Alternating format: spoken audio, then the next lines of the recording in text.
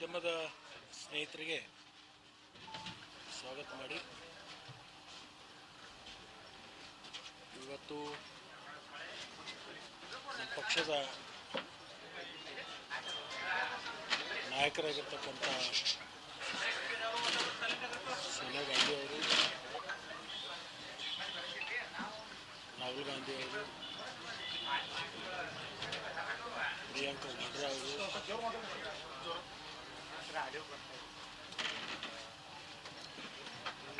ಮತ್ತು ನಮ್ಮ ಪಕ್ಷದ ರಾಷ್ಟ್ರೀಯ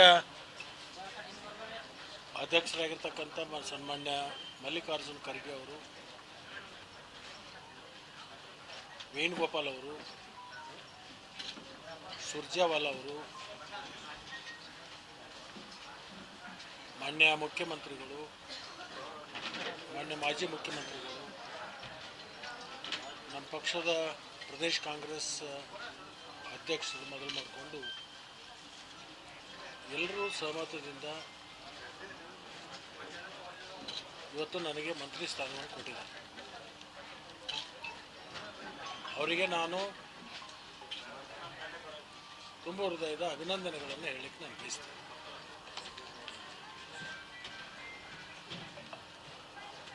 ಬಹುಶಃ ಒಂದು 2 ದಿವಸದಲ್ಲಿ ಇಲಾಖೆಗಳನ್ನು ಕೂಡ ಹಂಚಿಕೆಯನ್ನು ಮಾಡ್ತಾರೆ. ಬಹುಶಃ ನನಗನ್ಸುತ್ತೆ ಸೋಮವಾರದವರೆಗೆ ಹಂಚಿಕೆ ಪ್ರಕ್ರಿಯೆ ಮುಗಿಸ್ತಾರೆ. ಯಾವ ಇಲಾಖೆಯನ್ನು ಕೊಡ್ತಾರೆ ಆ ಇಲಾಖೆಯನ್ನು ಅತ್ಯಂತ ಶ್ರದ್ಧೆಯಿಂದ ಸರ್ಕಾರಕ್ಕೆ ಮತ್ತು ಪಕ್ಷಕ್ಕೆ ಒಳ್ಳೆಯ ಗೌರವ ಬರುವ ನಿಟ್ಟಿನಲ್ಲಿ ನಾನು ಕಾರ್ಯವನ್ನು ಮಾಡ್ತೀನಿ ಅಂತೇಳಿ ನಾನು ಭರವಸೆಯನ್ನು ನಮ್ಮ ನಾಯಕರಿಗೆ ಕೊಡ್ತೀನಿ.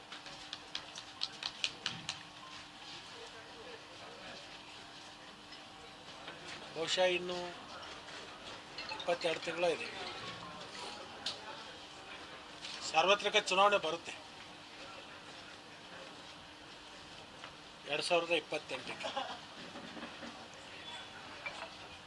ರಾಷ್ಟ್ರೀಯ ನಾಯಕರ ಮತ್ತು ರಾಜ್ಯದ ಮುಖ್ಯಮಂತ್ರಿಗಳು, ಅಧ್ಯಕ್ಷರು, ಮಾಜಿ ಮುಖ್ಯಮಂತ್ರಿಗಳಾಗಿರ್ತಕ್ಕಂಥ ಸಿದ್ದರಾಮಯ್ಯನವರು ಎಲ್ಲರ ಅಪೇಕ್ಷೆ 28ಕ್ಕೆ ಮತ್ತೆ ಪುನಃ ಸರ್ಕಾರ ಅಧಿಕಾರಕ್ಕೆ ತರಬೇಕು. ಆ ನಿಟ್ಟಿನಲ್ಲಿ ಎಲ್ಲ ಸಚಿವರು ಪ್ರತಿಯೊಂದು ಜಿಲ್ಲೆಯಲ್ಲಿ ಹೆಚ್ಚಿನ ಸಮಯವನ್ನು ಕೊಟ್ಟು ಸಾರ್ವಜನಿಕರಿಗೆ ಸ್ಪಂದನೆಯನ್ನು ಮಾಡುವುದರ ಮುಖಾಂತರ ಸರ್ಕಾರದ ಯೋಜನೆಗಳನ್ನು ಜನರ ಮನೆಯ ಬಾಗಿಲಿಗೆ ಕೊಡ್ತಕ್ಕಂಥ ಕೆಲಸವನ್ನು ಮಾಡಬೇಕಾಗುತ್ತೆ ಅಂತಕ್ಕಂಥದ್ದನ್ನು ಅವರೆಲ್ಲರಿಗೂ ಕೂಡ ಇವತ್ತು ಹೇಳಿದ್ದಾರೆ.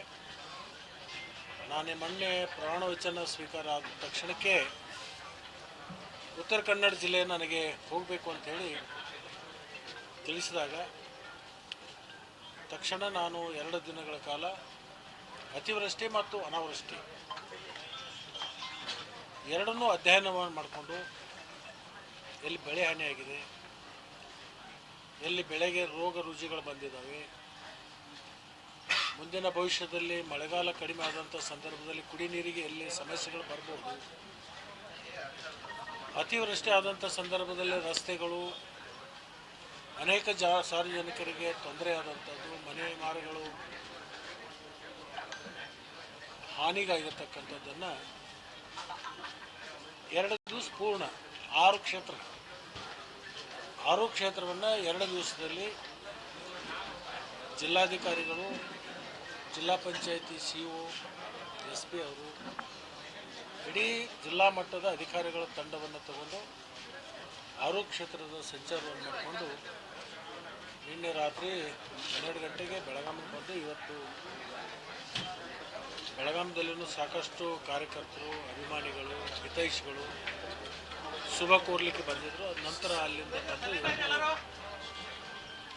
ಅಥಣಿಯಲ್ಲಿನೂ ಕೂಡ ಮತಕ್ಷೇತ್ರದ ಜನ ಮತ್ತು ಅನೇಕ ನಮ್ಮ ಅಭಿಮಾನಿಗಳು, ಹಿತೈಷಿಗಳು, ಅದರಲ್ಲಿ ವಿಶೇಷವಾಗಿ ರೈತರು, ಪಟ್ಟಣದಲ್ಲಿರ್ತಕ್ಕಂಥ ಎಲ್ಲ ಮುಖಂಡರು ಕೂಡ ಭಾಳ ಪ್ರೀತಿಯಿಂದ ಅತ್ಯಂತ ಅಂತಃಕರಣದಿಂದ ನನ್ನನ್ನು ಸ್ವಾಗತ ಮಾಡಿಕೊಂಡು ಬರಮಾಡಿಕೊಂಡು ನನಗೆ ಶುಭವನ್ನು ಕೋರಿದ್ದಾರೆ.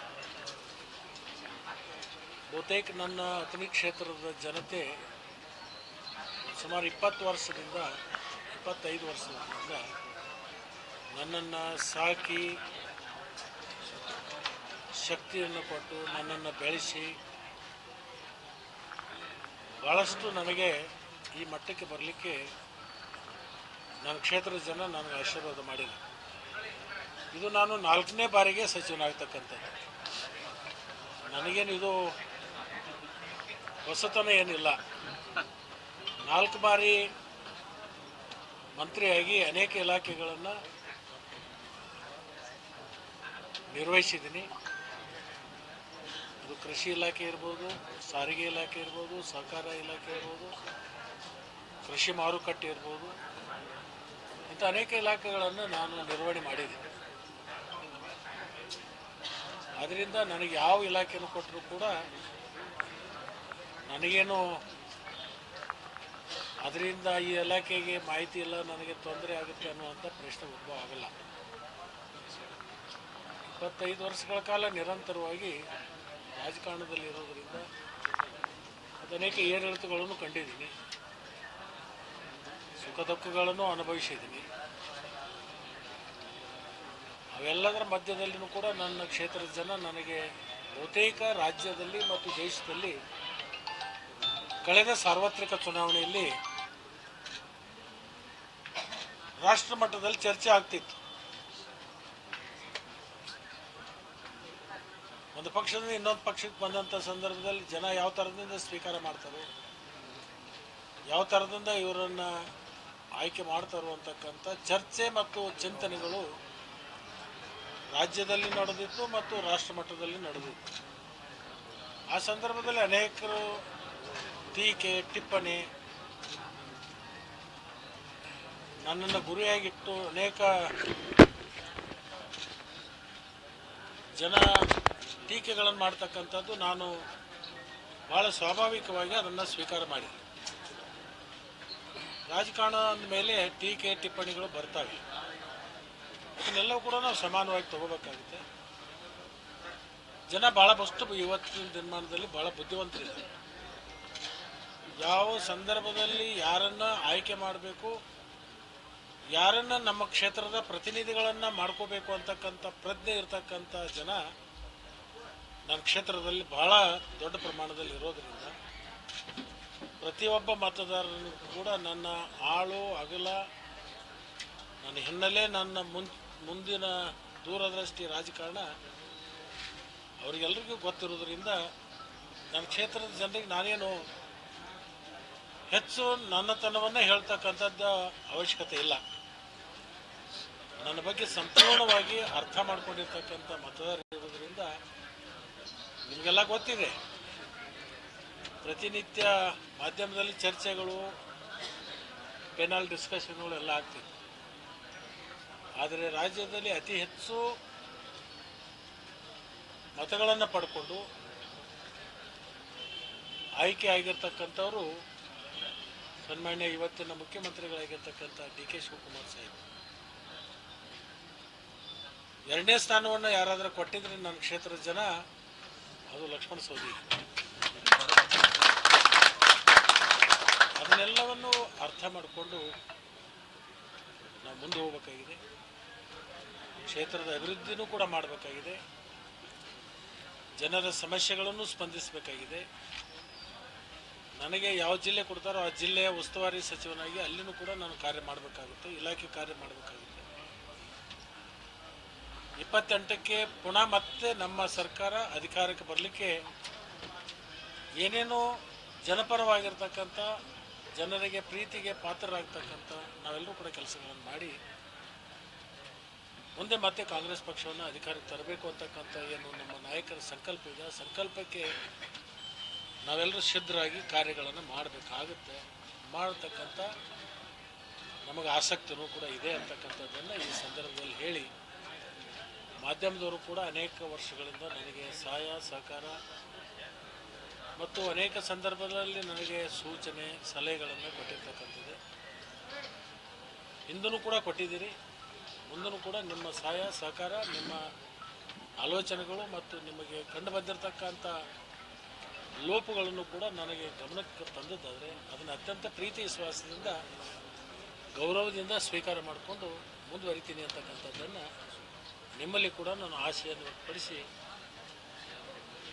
ಈ ಒಂದು ಪತ್ರಿಕಾಗೋಷ್ಠಿಯಲ್ಲಿ ನೀವೆಲ್ಲರೂ ಭಾಗಿಯಾಗಿದ್ದಕ್ಕೆ, ನೀವೆಲ್ಲರೂ ಕೂಡ ಪತ್ರಕರ್ತಿದ್ರೂ ಕೂಡ ಅಂತರಾಳದಲ್ಲಿ ಲಕ್ಷ್ಮಣ ಸವದಿ ಇನ್ನೊಮ್ಮೆ ಬಾರಿಗೆ ಮಂತ್ರಿ ಆಗಲಿ ಅಂತಕ್ಕಂಥ ಅನೇಕ ಮಾತುಗಳನ್ನು ಕೂಡ ನೀವು ಆಡಿರ್ತಕ್ಕಂಥದ್ದು ನನ್ನ ವೈಯಕ್ತಿಕ ಚರ್ಚೆಗಳು ಬಂದಂಥ ಸಂದರ್ಭದಲ್ಲಿ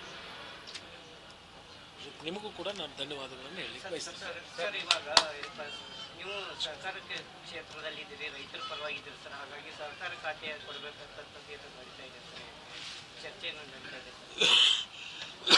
ಅದಕ್ಕೆಲ್ಲಕ್ಕೂ ಸೋಮವಾರ ಉತ್ತರ ಸಿಗುತ್ತೆ. ಬೇರೆ ಖಾತೆಗೆ ಅದು ಏನು ಕೊಟ್ಟರೆ ನಿಭಾಯಿಸ್ತೀರಾ? ಯಾಕಂದ್ರೆ ರೈತರ ಪರವಾಗಿ ಯಾವ ಖಾತೆ ಕೊಟ್ಟರೂ ಕೂಡ ನಾನು ನಿಭಾಯಿಸಬಲ್ಲೆ ಅಂತಕ್ಕಂಥ ಆತ್ಮವಿಶ್ವಾಸ ನನಗಿದೆ. ಸರ್, ಎಲ್ಲೋ ಸೌದಿ ಅವರಿಗೆ ಪೂರ್ಣಾವಧಿ ಸಚಿವ ಸ್ಥಾನ ಕೊಡಬೇಕಾಗಿತ್ತು. ಈಗ ಏನು ಕೇವಲ 2 ವರ್ಷ ಹೋದಾಗ ಸಿದ್ದರಾಮಯ್ಯ ಸರ್ಕಾರದಿಂದ ಮಾತು ಕೊಟ್ಟಿದ್ದಾರೆ ಅಂತ ಒಂದು ಮಾತು ಕೊಟ್ಟು ಹೋಗಿದ್ರು ಸರ್ ಸಿದ್ದರಾಮಯ್ಯ ಸರ್ಕಾರದಿಂದ. ಹಾಗಾಗಿ ಈಗ ಡಿ ಕೆ ಶಿವಕುಮಾರ್ ಸರ್ಕಾರದಿಂದ 2 ವರ್ಷ ಅಷ್ಟೇ ಇದೆ. ಪಾಸಾಗಿ ಹೋದದ್ದು ಚರ್ಚೆ ಮಾಡೋದ್ರಿಂದ ಲಾಭ ಆಗುತ್ತೆ. Pass is pass.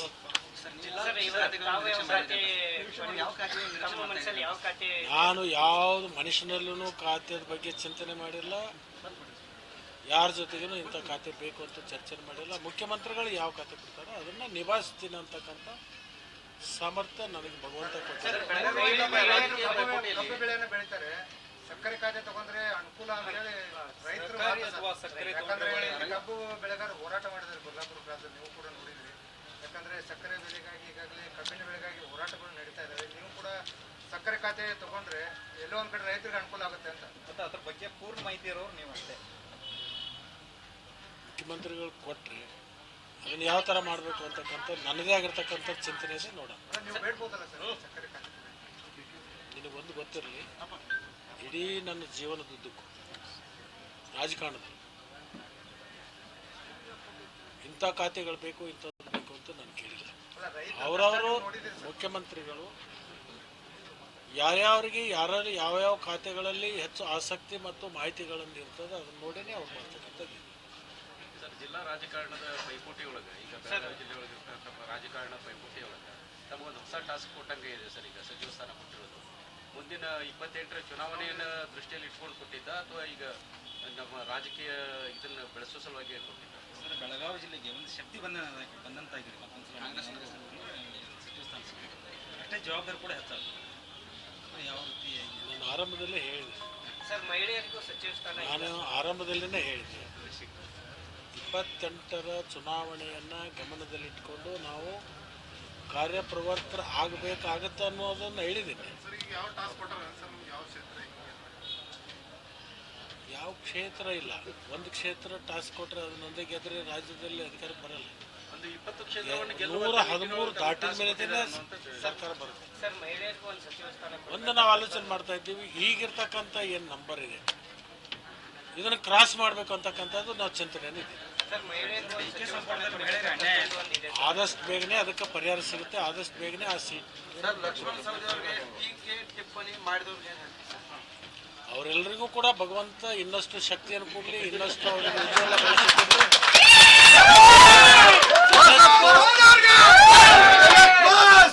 ಇನ್ನಷ್ಟು ಅವರಿಗೆ ನನ್ನನ್ನು ಟೀಕೆ ಮಾಡ್ತಕ್ಕಂಥ ಶಕ್ತಿ ಆ ಭಗವಂತ ಅವ್ರಿಗೆ ಕೊಡಲಿ ಅಂತ ನಾನು ಕೇಳ್ತೀನಿ. ಎಲ್ಲೋ ಒಂದು ಕಡೆ ಬಿಜೆಪಿ ಅವರು ಆಸೆಯಲ್ಲಿದ್ರು ಸರ್, ಲಕ್ಷ್ಮಣ ಸವದಿ ಅವರಿಗೆ ಸಚಿವ ಸ್ಥಾನ ಕೊಡಲ್ಲ, ಅವರು ಬಿಜೆಪಿ ಪಕ್ಷಕ್ಕೆ ಮರಳುತ್ತಾರೆ ಅಂತ ಆಸೆ ಹೊಂದಿದ್ರು. ಸತ್ಯಮ್ಮಿಗೆ ಶೇರ್ ತುಪ್ಪ ಕೊಡ್ತಿತ್ತು ಅಂತೇಳಿ ಚರ್ಚೆ ಮಾಡಿದ್ರೆ ಏನು ಪ್ರಯೋಜನ? ಬೆಳಗಾವಿ ಮತ್ತೊಂದು ಸಚಿವ ಸ್ಥಾನ ಸಿಗತ್ತಂತ ಸಿಗಲಿ ಅಂತ ಹೇಳಿ ನಾವು ಬೈಕೇರಿ. ಗಾಯತ್ರಿ ಶಾಂತಗೌಡ ಅವ್ರದ್ದು ಲಿಸ್ಟ್ ಫೈನಲ್ ಆಗಿದೆ ಸರ್. ಆ ಒಂದು ಸಂದರ್ಭದಲ್ಲಿ ಅವರು ಸಚಿವ ಸ್ಥಾನವನ್ನ ಸ್ವೀಕಾರ ಮಾಡಿಲ್ಲ ಪ್ರಮಾಣ ವಚನ ಸಂದರ್ಭದಲ್ಲಿ. ಇನ್ನೊಂದು ನಮ್ಮ ಜಿಲ್ಲೆಗೆ ಕೊಟ್ಟರು ತಪ್ಪಿಲ್ಲ, ಯಾಕಂತಂದ್ರೆ ಹಿಂದಿನ ದಿನಮಾನದಲ್ಲಿ 4 5 ಸಚಿವ ಸ್ಥಾನ ಕೊಟ್ಟಿರ್ತಕ್ಕಂಥ ಉದಾಹರಣೆ. ಸರ್, ಸೌದಿ ಅವರಿಗೆ ಸಚಿವ ಸ್ಥಾನ ತಪ್ಪಿಸಕ್ಕೆ ಕಾರಣದ ಕೈಗಳು ಏನಾದರೂ ವಿರೋಧ ವ್ಯಕ್ತಪಡಿಸಿದ್ರು ಚರ್ಚೆ ಇಲ್ಲಿ ತನಕ ನನಗೆ ಕಂಡಿಲ್ಲ, ಕಂಡಿದ್ರೆ ನಿಮಗೆ ಹೇಳ್ಬಿಡ್ತೀನಿ. ಎಲ್ಲ ಅಸಮಾಧಾನ ಆಗಿ ತೆಗೆದು ಸಮಾಧಾನ ಆಗಿದ್ದಾರೆ ಎಲ್ಲರೂ. ಸರ್ ಇವತ್ತು 13ನೇ ತಾರೀಕು ಅಧಿವೇಶನ ಚಾಲು ಆಗುತ್ತೆ. ಸರ್ ಕೊನೆಯದಾಗಿ ಸಚಿವರಾಗಿ ಮೊದಲನೇ ಬಾರಿಗೆ ಅತನಿಗೆ ಆಗಮನ ಮಾಡಿದ್ರಿ ಕಾಂಗ್ರೆಸ್ ಸರ್ಕಾರ ಅದ್ದೂರಿಯಾಗಿ ಸ್ವಾಗತ ಮಾಡಿದ್ರು ಕ್ಷೇತ್ರ ಅವರಿಗೆ ನಾನು ಹೇಳಿದೆ ಭಾಳ ಅತ್ಯಂತ